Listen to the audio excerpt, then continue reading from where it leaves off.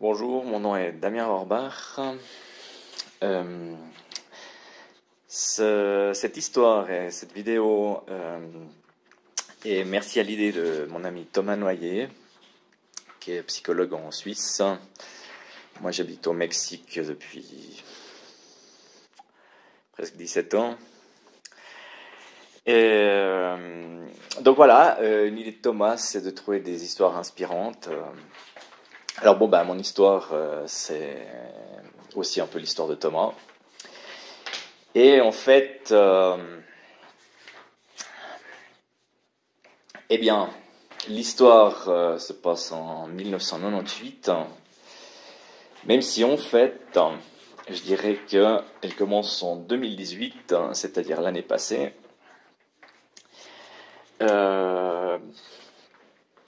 Alors en effet, cette histoire inspirante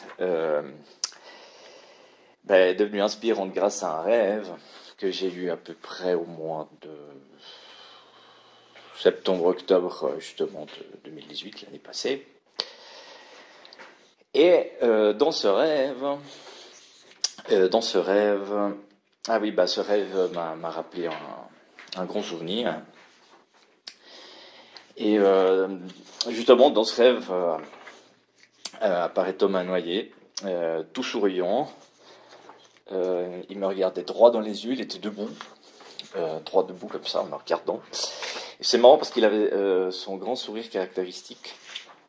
Et bon, en plus de... il avait l'air très heureux aussi, ce qui est très, très intéressant évidemment. Et il rayonnait en fait, un peu comme Bouddha, en regardant. Alors c'était marrant parce que dans le rêve, ah oui, dans le rêve, il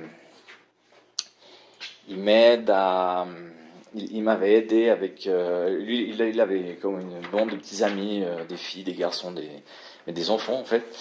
Et puis il m'avait aidé à récupérer ma voiture qui se faisait totalement injustement voler. Je me faisais voler ma voiture dans ce rêve. Alors c'était plutôt un cauchemar au début évidemment. Et puis bon, on dira, ok, tu te fais voler ta voiture. Mais bon, une voiture, c'est pas vraiment un truc très important, c'est un truc matériel qui peut être remplacé. Mais ce qui change tout, c'est que ma voiture, à moi, je l'ai peinte tout à la main. Donc c'est une voiture évidemment un peu très spéciale. Et évidemment, me faire voler cette voiture, je pense que ça serait quand même, ça serait quand même un problème. Pour ce qu'elle représente, c'est comme une amie, c'est comme une personne, cette voiture, en fin de compte. Elle a pris vie à travers la peinture. Et d'ailleurs, elle est peinte un peu comme ce tableau-là.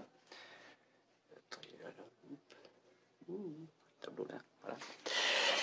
Et alors, c'était grandiose parce que Thomas m'aidait à récupérer cette voiture. Mais bon, c'est marrant parce que justement, la voiture se lie donc à la peinture. Et le souvenir et l'histoire inspirante se lient au fait que j'ai commencé à peindre avec Thomas en été 1998. Et alors justement, on va voyager un peu dans le temps, là, on va revenir dans le temps. Et donc, moi en 98, d'après ce que je me souviens, justement, j'avais fini le gymnase, j'avais été au service militaire.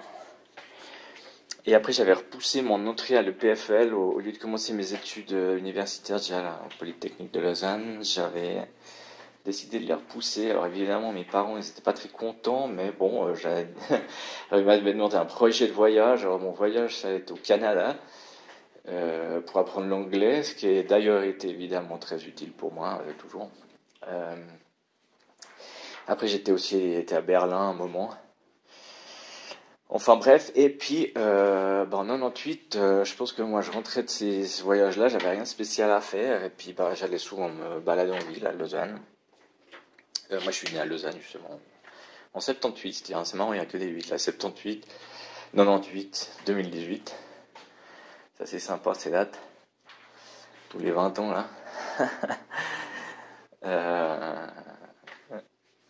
Et donc, moi je me baladais, j'avais pas grand chose à faire. Bon, je faisais plein de sports, j'allais lire, j'allais me promener, j'allais manger, tout ça, j'allais découvrir tout ça. Et puis, alors bon, évidemment, des fois, je rencontrais des gens, des amis, ou des gens, plutôt des têtes connues, qui n'étaient pas forcément des gens que je connaissais bien ou qui me connaissaient bien. Et c'est comme ça que j'ai rencontré Thomas. Et Thomas est un ami de mon frère. Et bon, alors, bah voilà, moi je me souviens très bien qu'un jour, Thomas, il m'a demandé, bah tiens, on va aller peindre sur la terrasse. Enfin, chez moi, la maison de mon père, elle a plein de terrasses, il y a des grands jardins, super cool. Et puis, justement, lui, il savait très bien, il se souvenait très bien que moi, j'avais tout le matériel pour peindre à l'huile. Et puis voilà, bon, bah, son trotte des tours, il dit, ah ouais, ok, super. Et puis voilà, on a commencé à peindre l'après-midi. C'était assez tôt dans l'après-midi, je pense. 1 heure, 2 heures, je sais pas. Et justement, ce qui est intéressant, c'est que le ton n'avait plus aucune importance. Ah là, le ton, voilà. Et on a commencé à peindre. Alors, bon, bah, c'était grandiose parce qu'en fait, on a détruit tous les tabous, on a pris toutes les libertés, on a eu un énorme courage, en fait, sans s'en rendre compte. On a commencé à peindre, on était vraiment comme des petits enfants, des petits bouddhas, toute la rue en train de peindre, on riait tout le temps, on n'avait vraiment aucune préoccupation. C'est cette harmonie-là où il y a le passé, le présent et le futur qui se concentrent dans le moment. C'est la vie, quoi. Mais bon, il y avait, bah justement, alors ça a changé nos vies pour toujours. Mais bon, on s'en est pas forcément rendu compte ce jour-là, parce qu'en fait, ce jour-là aussi, on a découvert, sans trop le savoir aussi, nos vocations. Moi, la peinture. Bon, ça n'a pas été finalement ma seule vocation. J'ai eu une vocation de peintre pendant des années. Je suis toujours peintre, vous pouvez le voir. Mais maintenant, je peins d'autres choses. Je peins des voitures, par exemple. Enfin, pas des voitures, j'ai peint ma voiture. Je peins un peu de tout. Je peins des meubles, mais c'est toujours pour certaines histoires un peu rocambolesques. Ou d'heureux accidents, plutôt dire aussi. Et voilà, bah, bon, après, moi, j'ai une vocation de bijoutier, puis une vocation de maître, de professeur.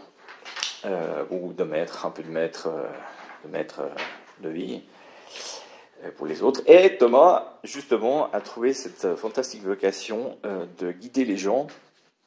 Et tiens donc, comme un psychologue, justement, bah, heureusement qu'il s'en est rendu compte aussi qu'il est devenu psychologue.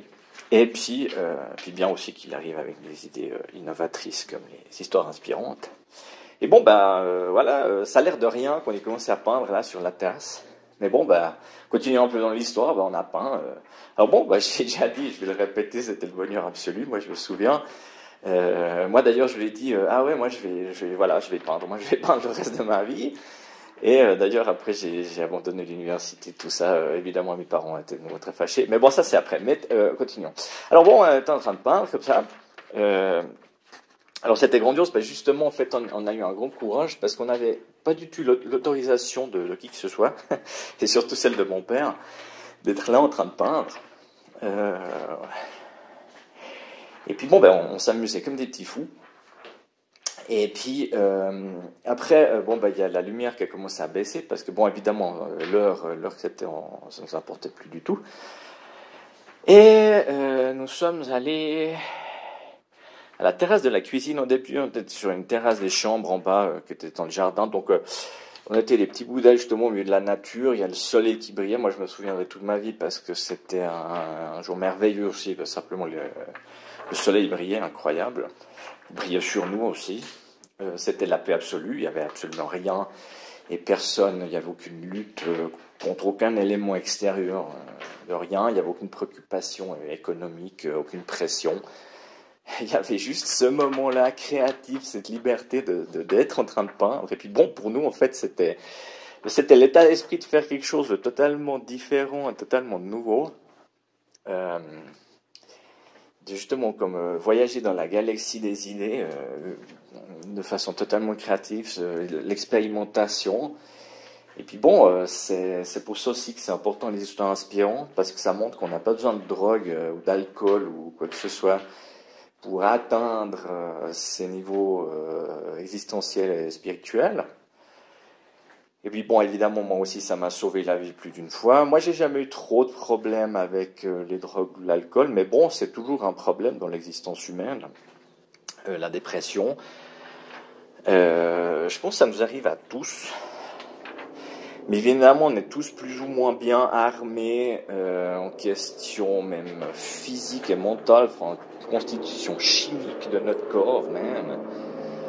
Il y a des gens qui ont une résistance ou une connaissance aussi beaucoup plus forte contre la dépression. Et bon, moi je sais que je me déprime, mais je sais aussi que je me déprime beaucoup moins longtemps et d'une façon plus dynamique, dans le sens que moi la dépression, je l'utilise pour vider le réservoir, mais de façon active, dans le sens où je suis conscient que c'est des étapes où la vie est un peu nulle, vraiment, on dira, elle est nulle. On a cette sensation de se faire abandonner au niveau émotionnel par les gens qu'on aime ou qui nous aiment. On sent plus ces relations-là parfois, par exemple.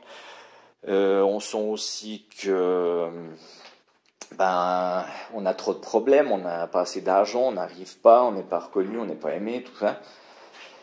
Et puis on n'arrive pas à trouver justement qu'en fait l'étincelle divine est toujours en nous, que le bonheur en fait il est que en nous et dépend pas des autres, même si les autres y participent. Dans ce cas-là, par exemple, Thomas a participé à quelque chose de beaucoup plus grand.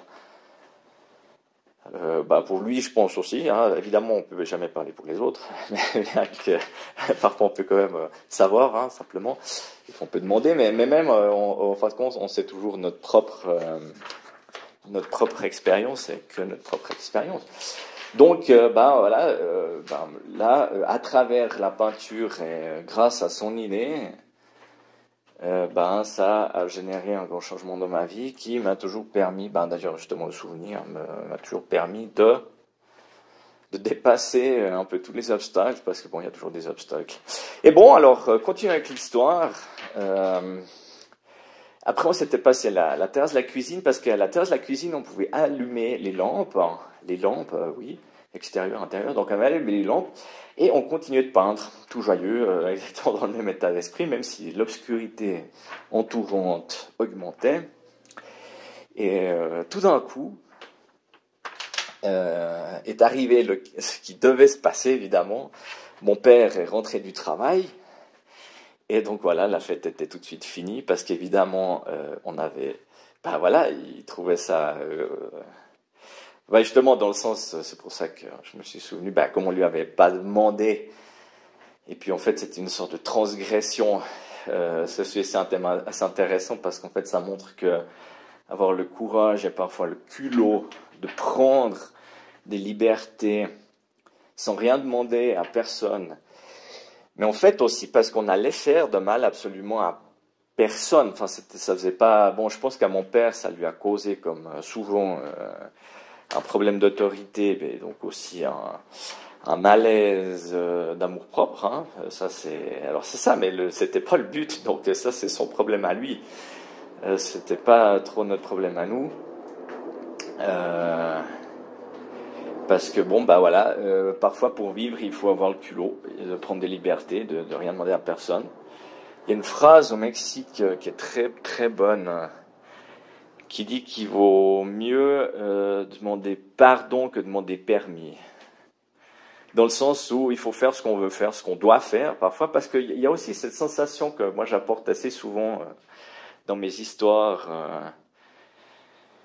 qui est d'ailleurs un peu le problème que mon existence soulève, c'est-à-dire que la dimension de la nécessité ou de l'obligation, ce qui d'ailleurs justement cause un problème du côté de la liberté, parce que moi je considère que ma vie n'est pas basée sur ma propre liberté, qui est un ego rationnel que moi j'ai jamais aimé chez moi, j'ai jamais aimé chez les autres. Je trouve que les gens qui vivent à partir de leur ego rationnel ont une vie qui a une portée beaucoup trop courte et justement beaucoup trop déprimante. Bon, ça c'est chacun son opinion évidemment, mais moi je pense qu'au bout d'un moment il y a des forces, il y a des éléments qui nous poussent, qui nous obligent à nous développer d'une façon complètement différente à ce que notre ego rationnel voudrait bien, tous nos désirs de « ah, moi je suis comme ça, moi je devrais être comme ça, moi ci, moi ça », et les forces de la vie arrivent et patatrac, elles défont tout cet ego-là, et après il faut bien se reconstruire, et puis il y a justement la force de l'obligation. Moi, plein de fois, en fait, d'ailleurs, si je suis là au Mexique, ici, c'est pas parce que moi j'ai décidé de partir de Suisse, c'est que justement il y a des forces de pression existentielle que moi j'ai toujours senti depuis que je suis tout petit, qui m'ont mené dans le chemin. Donc, bon, évidemment, peut-être mon existence est différente à d'autres, non aussi le problème, évidemment, du destin, non il y a des gens qui ont un peu de problème à gérer le thème, parce que justement, il y a la grande force de l'obligation du destin, quoi. Et moi, je trouve ça, en fait, merveilleux. Alors ça, c'est mon point de vue, c'est-à-dire ce qui m'a toujours sauvé. C'est-à-dire que ce qui me fait avancer dans la vie sont des éléments qui me sont donnés, c'est un don, c'est quelque chose que je reçois, et puis en fait, moi, je suis aussi un peu une sorte de messager, ça passe à travers moi. Donc moi, finalement, je suis un outil, je suis un serviteur, je suis pas autre chose, en fait. Et je trouve ça prodigieux, parce que je trouve que c'est une chance, parce que ça fait que mon existence a... j'ai une raison d'être qui va bien au-delà de mon petit cerveau. Et avec les années, justement, je me suis rendu compte que c'était une histoire inspirante, parce que je sais, étant donné que je donne des cours depuis 15 ans et j'ai des milliers d'étudiants, surtout des cours de peinture, de dessin et surtout de bijouterie, je suis devenu maître bijoutier avec les années. Moi je pensais que l'existence était pareil pour tout le monde, parce que j'avais aussi été éduqué de cette façon-là. Et donc j'essayais de transmettre les piliers de ma vie, dans le sens où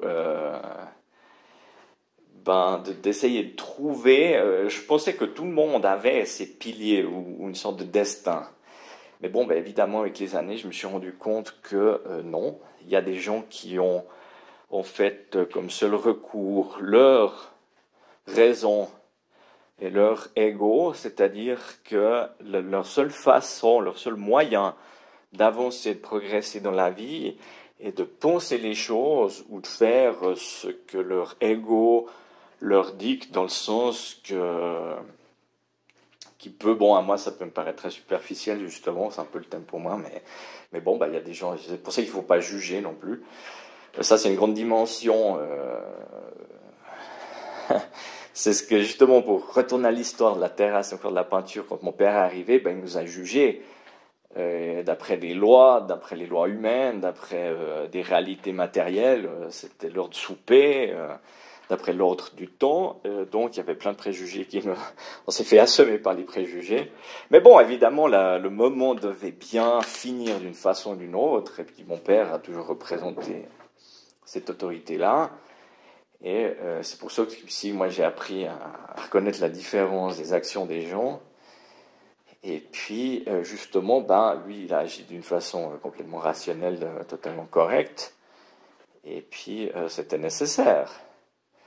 Mais ça ne changera jamais rien au fait que Thomas et moi, et grâce à l'idée de Thomas, on a eu le courage, le culot, la curiosité de prendre cette liberté et simplement de nous mettre à peindre. Alors bon, ce qui est phénoménal, ce qui est fantastique, c'est que il s'est passé quelque chose. Il s'est passé quelque chose de prodigieux. Mais ça, je m'en suis souvenu surtout. Le rêve m'a surtout redonné la perspective. Moi, je me souvenais.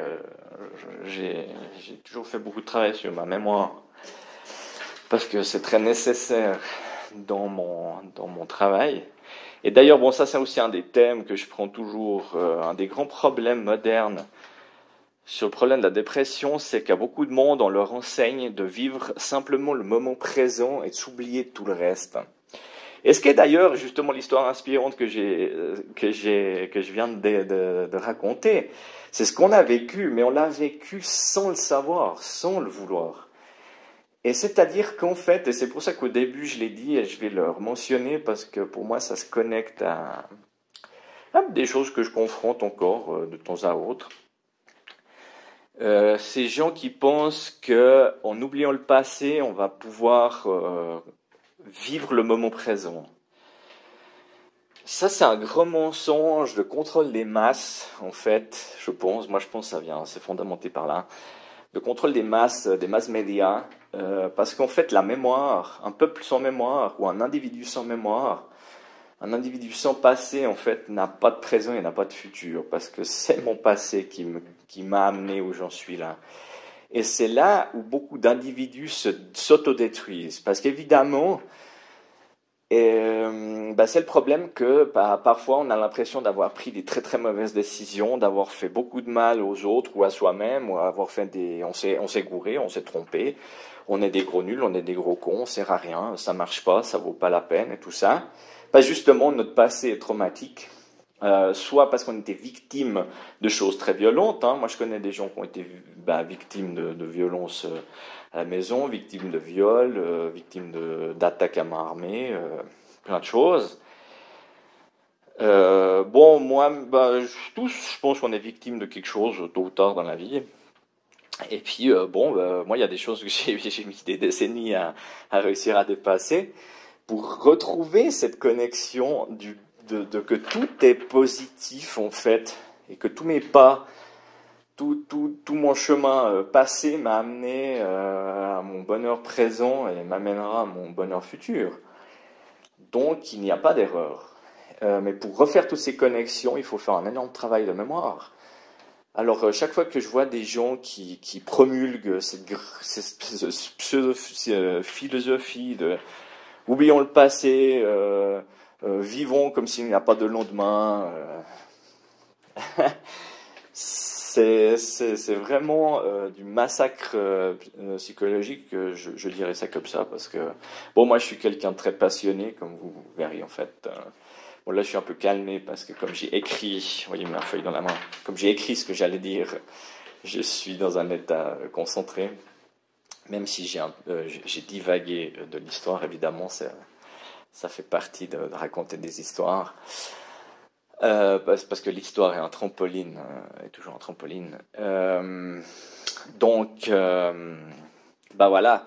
En fait, plutôt le bonheur absolu et l'union complète de notre passé.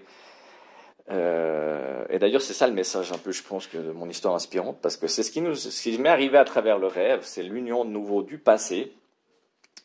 Parce que le passé, il faudra bien toujours savoir que le passé nous rattrape toujours. Alors, c'est-à-dire que, on peut appeler ça le karma aussi. Mais parce qu'il y a bien des choses qui doivent être faites, et elles doivent en plus être bien faites. Donc, pour nous-mêmes et pour les autres aussi.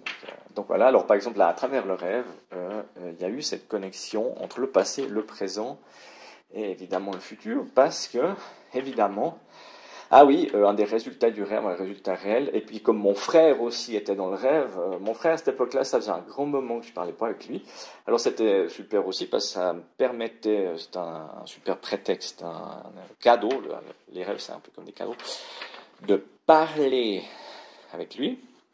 Et donc j'ai demandé à mon frère de faire un cadeau d'un tableau de façon rituelle en fait, parce que c'est pour marquer les cycles. Là le cycle était tellement évident, et d'ailleurs c'est pour ça que pour finir l'histoire, je suis revenu au point de départ qui était ici au tableau noir avec le tableau. Un de mes tableaux, hein, c'est pas... mais bon, c'est un peu symbolique. Moi, ces courbes-là, en fait, c'est le flux de la vie, quoi. C'est les flux, quoi. C'est les choses qui suivent et qui se passent et qui reviennent et qui repartent et tout ça. Donc voilà. Alors j'ai fait le tour. J'ai fait le tour du salon de l'école plusieurs fois là. De l'atelier principal en fait. Et donc Thomas a reçu très gaiement, je pense. J'ai vu les photos aussi. Puis merci à lui aussi pour l'avoir accepté. Pour justement faire le tour et puis comme on dit prendre les mêmes et on recommence. Parce qu'en fait, les choses sont jamais vraiment finies, mais elles se transforment toujours en quelque chose de nouveau. Donc, bon, finalement, positif ou négatif, la formule est toujours la même. Bon, voilà. Alors, j'espère que vous aurez aimé cette histoire inspirante et qu'elle vous servira à vous dégager de situations déprimantes, pesantes et néfastes. Et il y a plein de moyens, alors c'est pour ça, le moyen, bah, évidemment les arts, c'est souvent un des meilleurs moyens, mais c'est pas le moyen pour tous. Évidemment, les moyens sont jamais les drogues ou l'alcool, ou la violence, ou la haine, hein, ça c'est clair que ça n'a jamais marché. Moi je suis venu de là aussi, on passe, comme j'ai dit, on passe, je pense, tous par là. Sauf que le moyen d'y répondre, ben, on a besoin des autres. Et c'est pour ça que l'idée de Thomas des histoires inspirantes, je la trouve très intéressante. Parce que moi aussi, j'ai connu d'autres personnes qui avaient des histoires inspirantes et qui m'ont montré que la vie peut toujours être différente et qu'il vaut la peine justement d'essayer, en tout cas d'essayer, même si on va le louper. Mais de continuer à essayer, même si on va de nouveau louper, et continuer à essayer parce qu'un jour on y arrivera. Et même en fait, si on n'y arrive pas, parce que peut-être on n'y arrive jamais à atteindre vraiment ce qu'on veut, la vie est beaucoup plus belle chaque fois qu'on essaye d'atteindre ce qu'on veut vraiment faire ou ce qu'on veut vraiment être. Et voilà. Bon, alors ben, merci pour m'écouter et ben, bonheur pour tout le monde. Ciao.